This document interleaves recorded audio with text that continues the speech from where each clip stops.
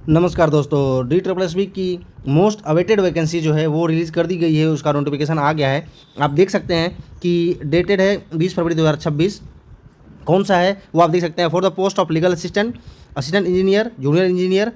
लेकिन ये तो टेक्निकल पोस्ट है। बाकी जिसकी मैं बात कर रहा हूँ वो है ग्रेड 2, दास ग्रेड 2 और असिस्टेंट सेक्शन ऑफिसर।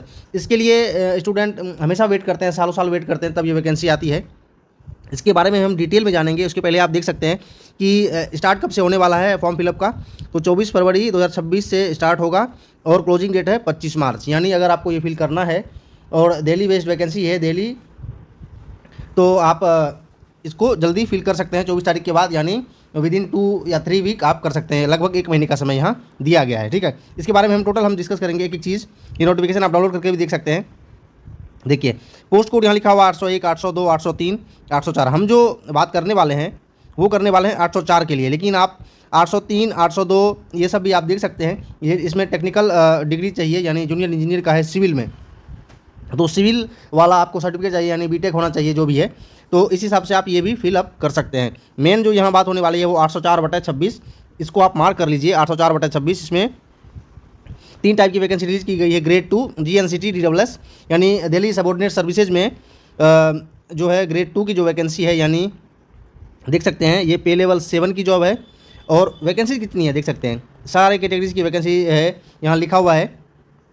यानी जनरल है, OBC है, और फिर SC है, ST है और EWS है। यानी टोटल 576, मतलब अच्छी खासी वैकेंसी यहाँ दी गई है। बाकी 2 असिस्टेंट सेक्शन ऑफिसर के हैं, एक है पोल्यूशन कंट्रोल में और एक है अर्बन सेक्टर इंप्रूवमेंट में। तो इसमें भी देख सकते हैं कितनी वैकेंसी, एक में 3 है और एक में 8 है। कैटेगरी वाइज आप यहाँ देख सकते हैं। आगे हम बात करेंगे कि ये तो हमने देख लिया कि वैकेंसी आई है और क्या क्या इसमें है और स्टार्ट कब से होने वाला है। बाद में हम देखते हैं कि क्या एलिजिबिलिटी है, क्या क्वालिफिकेशन है और इसमें से क्या क्या चाहिए आपको, किस टाइप का एग्ज़ाम होगा। इसमें हम एक एक चीज़ यहाँ डिस्कस करने वाले हैं। देखिए 804/26, इसमें देखिए जनरल में 207 वैकेंसी है, OBC में 147, SC 97, ST 43 और EWS 82 वैकेंसीज हैं। यानी अच्छी खासी वैकेंसीज हैं। क्वालिफिकेशन आप देख सकते हैं। इसका क्वालिफिकेशन क्या है, बैचलर डिग्री यानी ग्रेजुएट होनी चाहिए किसी भी यूनिवर्सिटी से, किसी भी डिग्री के साथ। ठीक है, नेक्स्ट आप देख सकते हैं डिजायरेबल वगैरह में कुछ नहीं है। आगे आप देख सकते हैं पे स्केल, यानी ये तो सबसे और ज़्यादा एट्रैक्टिव बनाता है इस जॉब को। पे स्केल लेवल 7 की जॉब है, यानी अगर रफली हम बात करें तो इन हैंड सैलरी जो होगी आपकी 80+ होने वाली है। ठीक है, तो इस हिसाब से आप मान सकते हैं कि किस लेवल की ये जॉब है। एज क्राइटेरिया है 21 साल से 30 साल तक, मिनिमम टू मैक्सिमम।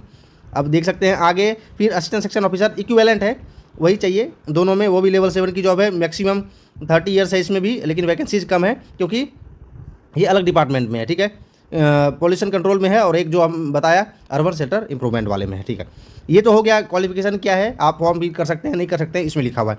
नेक्स्ट हम देखने वाले हैं कि इसका एग्ज़ाम पैटर्न क्या है, क्योंकि इसके बाद क्या है स्टेप बाय स्टेप अगर हम देखें तो जैसे देखिए अभी मैं बता रहा था जेई का, जेई में भी जो भी है DSSB का जो भी एग्ज़ाम है, फर्स्ट ईयर जो होता है वो सेम होता है सबका। तो वही हम बात यहाँ करने वाले हैं। देख सकते हैं पोस्ट कोड 804/26, ये आपके लिए सबसे ज़रूरी होने वाला है।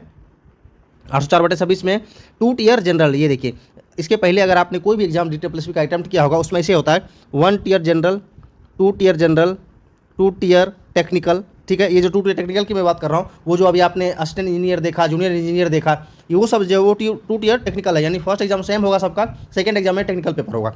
लेकिन ये जो है ग्रेड 2 और असिस्टेंट सेक्शन ऑफिसर का, ये 2 टियर जनरल है। यानी टियर 1 की अगर हम बात करें तो देख सकते हैं 2 घंटे का पेपर होगा, ऑनलाइन पेपर होगा। ठीक है, और कई बार क्वेश्चन आता है घर से नहीं देना है, आपको सेंटर अलॉट किया जाएगा। ठीक है, अब देखिए 200 क्वेश्चन 200 मार्क्स के होंगे। ठीक है, और 5 सेक्शंस होंगे एग्जाम्स। कौन कौन से, जनरल अवेयरनेस है, रीजनिंग है, मैथमेटिक्स है, हिंदी है और इंग्लिश है। यानी दोनों लैंग्वेज आपको पूछे जाएंगे। बाइलिंगुअल तो होता ही है पेपर, हिंदी और इंग्लिश को छोड़ के बाकी को आप जिस मर्जी, जैसे मैथ्स है तो आप हिंदी में भी उसको सॉल्व कर सकते हैं, इंग्लिश में भी सॉल्व कर सकते हैं। ठीक है, लैंग्वेज को छोड़ के आप लैंग्वेज बदल सकते हैं। 200 क्वेश्चन 200 मार्क्स के होंगे, 40-40 मार्क्स का अलग अलग सेक्शन होगा। और 1 नंबर का एक क्वेश्चन यानी 0.25 का नेगेटिव मार्किंग इसमें से है। और ये जो है अभी मैं बता दे रहा हूँ, नोटिफिकेशन में अगर आप आगे पढ़ेंगे तो पता चल जाएगा आपको। फर्स्ट ईयर जो है वो ओनली क्वालिफाइंग है, आउट ऑफ 200।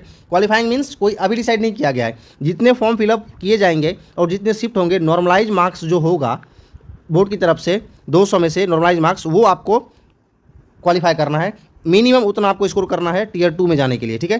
तो इसका मार्क्स जो है मेरिट में ऐड नहीं होगा, टीयर 1 क्वालिफाइंग है, ठीक है, टीयर 1 क्वालिफाइंग है।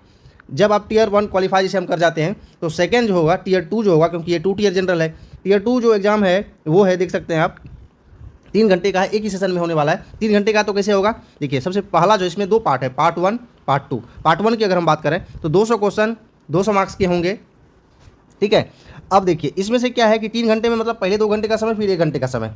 पहले वाला जो 2 घंटा है उसमें देखिए क्या है, जनरल अवेयरनेस है, रीजनिंग है, मैथमेटिक्स है, इंग्लिश है और कंप्यूटर है। यानी टीयर 1 से एक सेक्शन अलग है, इसमें हिंदी नहीं पूछा जाएगा, हिंदी की जगह कंप्यूटर है और बाकी सब चीज़ सेम है। 1 मार्क्स का एक क्वेश्चन है, 0.25 नेगेटिव मार्किंग है, 2 घंटे का समय है, 40-40 नंबर का सेक्शन है, अलग अलग सेक्शन, ठीक है। ये 200 मार्क्स के हो गए और ये क्या है, ये आपका मेरिट में ऐड होगा नंबर, ठीक है। इसी बेस पे मेरिट बनेगी, यानी आपको जो बोर्ड की तरफ से निकाला जाएगा कट ऑफ वो तो पार करना ही है, लेकिन उससे ज़्यादा रखेंगे क्योंकि बहुत सारे कैंडिडेट टीयर 2 में भी होंगे, तो जितना ज़्यादा आपका नंबर होगा उतने चांसेस आपके सिलेक्शन के बढ़ेंगे।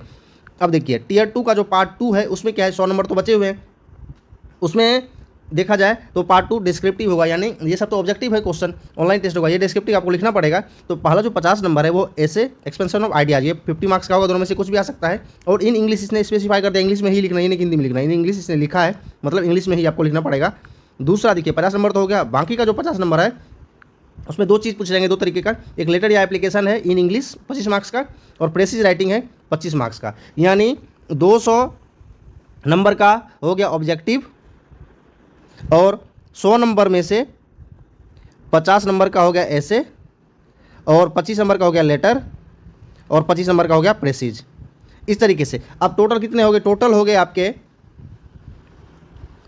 आपके 300 में से बोर्ड के द्वारा एक कट ऑफ निकाला जाएगा, वो होगा कि आप पास कर गए हैं टीयर 2, लेकिन सिलेक्शन के लिए उससे ज़्यादा, क्योंकि आपको पता है टीयर 2 में भी वो सीट से कम ज़्यादा कैंडिडेट आप वो बुलाएंगे, तो मैक्सिमम जो फाइनल कट ऑफ मिलेगा इसके लिए आपको कट ऑफ से ज़्यादा स्कोर करना पड़ेगा, यानी जितना आप मैक्सिमम कर सकते हैं 300 में से आपको मैक्सिमम टू मैक्सिमम स्कोर करने पड़ेंगे। और ये बढ़िया पे लेवल की जॉब, पे लेवल 7 की जॉब है और कम से कम 4 से 5 2019 में लगभग वैकेंसी आई थी, तो 6 साल कम से कम हो गई ये वैकेंसी की, ये ग्रेड 2 का जिसके लिए स्टूडेंट वेट कर रहे थे। तो इस हिसाब से आप देख सकते हैं कंपटीशन भी होने वाला ही है इसमें, और पूरी लाइफ आपकी जॉब जो है दिल्ली में ही रहने वाली है, तो इस हिसाब से भी आप देख सकते हैं।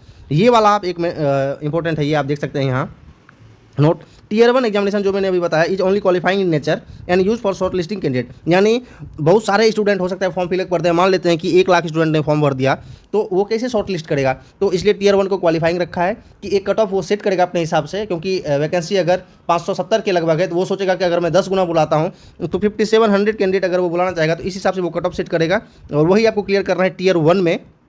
उसमें आपके कितने भी ज़्यादा नंबर उससे कोई मायने नहीं रखता है, सिर्फ आपको क्वालिफाइंग करना है, क्वालिफाइंग इन नेचर है, तो वो हो गया।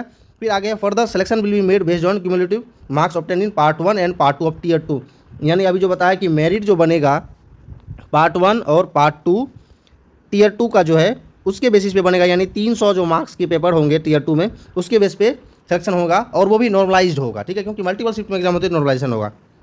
The mandatory qualifying marks criteria will be applicable, आप देख सकते हैं पार्ट 1 MCQ, पार्ट 2 डिस्क्रिप्टिव, ऐसे करके, और मिनिमम कोई सेपरेट अभी नहीं रखा गया कि इतना आपको स्कोर करना है, नहीं, वो स्टूडेंट के हिसाब से वेरी करेगा, तो इस हिसाब से आप प्रिपरेशन करिए। बाकी का आप देख सकते हैं यहाँ एक और इम्पोर्टेंट पॉइंट है कि negative marking will be applicable 0.25, यानी 0.25 कब होगा, जब एक क्वेश्चन 1 नंबर का होगा, और यहाँ ये भी लिखा गया कि 0.5 वाला तो 2 नंबर का अगर होगा तो 0.5 का होगा, ठीक है। स्किल टेस्ट वगैरह जो भी है अगर उसके एग्ज़ाम के रिलेटेड अगर लिखा गया है कि आपका स्किल टेस्ट होने वाला तो होगा, नहीं तो नहीं होगा, उसमें लिख दिया है रिक्वायरमेंट ऑफ जॉब, ठीक है। पोस्ट प्रेफरेंस ये बाद की बात है कि पोस्ट प्रेफरेंस अब तो ऑनलाइन ही ई-ग्रेजुएट के थ्रू भरा जाता है, तो ये तो बाद की बात है, आप पढ़ सकते हैं इसमें से। बाकी अभी जो मेन बात है वो यहाँ टोटल का टोटल मैंने बता दिया है, आप फॉर्म फिलअप करिए, और अभी तो उसमें लंबा समय है क्योंकि पहले टीयर 1 एग्ज़ाम होगा, फिर टीयर 1 एग्ज़ाम के बाद फिर उसका रिजल्ट आएगा, फिर टीयर 2 का एग्ज़ाम होगा, फिर उसका रिजल्ट आएगा, उसके बाद फिर ई-ग्रेजुएट वगैरह की बात है कि किसका सिलेक्शन होना है। तो इस हिसाब से ये बहुत बढ़िया वैकेंसी है, काफ़ी लोग इसमें फॉर्म फिल करेंगे, आप भी ग्रेजुएट हैं और एज अभी है तो प्रिपरेशन करें, और एक बार को अगर दिल्ली या उसके आसपास रहते हैं तो मैक्सिमम लोग दिल्ली NCR वाले तो फिक्स इसमें फिल करेंगे ही करेंगे, क्योंकि नॉर्मली सिलेबस जो इसमें SSC रेलवे का ही है, ठीक है, एक हिंदी एक्स्ट्रा है बस और कुछ नहीं है, तो इस हिसाब से आप प्रिपरेशन कर सकते हैं। और बाकी के कुछ अगर डाउट है तो आप वो कमेंट में पूछ सकते हैं। आगे के वीडियोज़ के लिए बने रहिए। जय हिंद।